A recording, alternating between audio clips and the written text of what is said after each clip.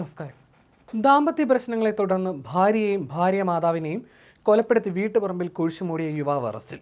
ഒഡീഷയിലെ മയൂർഭഞ്ച് സ്വദേശിയായ Devashish പാത്രയെയാണ് police arrest ചെയ്തത്. ഇരുവരെയും കൊലപ്പെടുത്തിയ ശേഷം കാണാതായെന്ന് യുവാവ് പരാതി നൽകിയിരുന്നു. എന്നാൽ നാട്ടുകാർക്ക് തോന്നിയ സംശയമാണ് കേസിൽ വഴിത്തിരിവായത്. ഇരുവരെയും കൊലപ്പെടുത്തിയ ശേഷം വീടിന് പിറകിലെ പറമ്പിൽ പ്രതി മൃതദേഹങ്ങൾ കുഴിച്ചിട്ടെന്നും സംശയം തോന്നാതിരിക്കാൻ ഇവിടെ വാഴ നട്ടെന്നും പോലീസ് പറഞ്ഞു.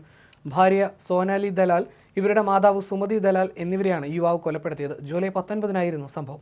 രണ്ടുപേരെയും കൊലപ്പെടുത്തിയ ശേഷം ഇവരെ കാണാനില്ലെന്ന് പറഞ്ഞ് പ്രതി പോലീസിൽ പരാതി നൽകിയിരുന്നു. എന്നാൽ പരാതി നൽകിയ ശേഷം പിന്നീട് ഇതേക്കുറിച്ച് അന്വേഷിക്കാൻ യുവാവ് എത്തിയില്ല. മാത്രമല്ല, ഇയാളുടെ പെരുമാറ്റത്തിൽ നാട്ടുകാർക്കും സംശയം തോന്നി. ഇതിനിടയിലാണ് വീട്ടുവളപ്പിലെ മണ്ണിളകിയതും ഇവിടെ പുതുതായി വാഴ നട്ടതും നാട്ടുകാർ ശ്രദ്ധിച്ചത്. തുടർന്ന് പോലീസ് എത്തി വിശദമായി ചോദ്യം ചെയ്തതോടെ പ്രതി കുറ്റം സമ്മതിക്കുകയും മൃതദേഹങ്ങൾ കണ്ടെടുക്കുകയുമായിരുന്നു. ദമ്പതിമാർക്കിടയിൽ നേരത്തെയും പ്രശ്നങ്ങളുണ്ടായിരുന്നതായി പോലീസ് പറഞ്ഞു. ദാമ്പത്യ പ്രശ്നങ്ങളെ തുടർന്ന് സ്വന്തം വീട്ടിലേക്ക് പോയ സോനാലിയെ ജൂലൈ 12-നാണ് അമ്മ ഭർത്തൃ വീട്ടിലേക്ക് തിരികെ കൊണ്ടുവന്നത്.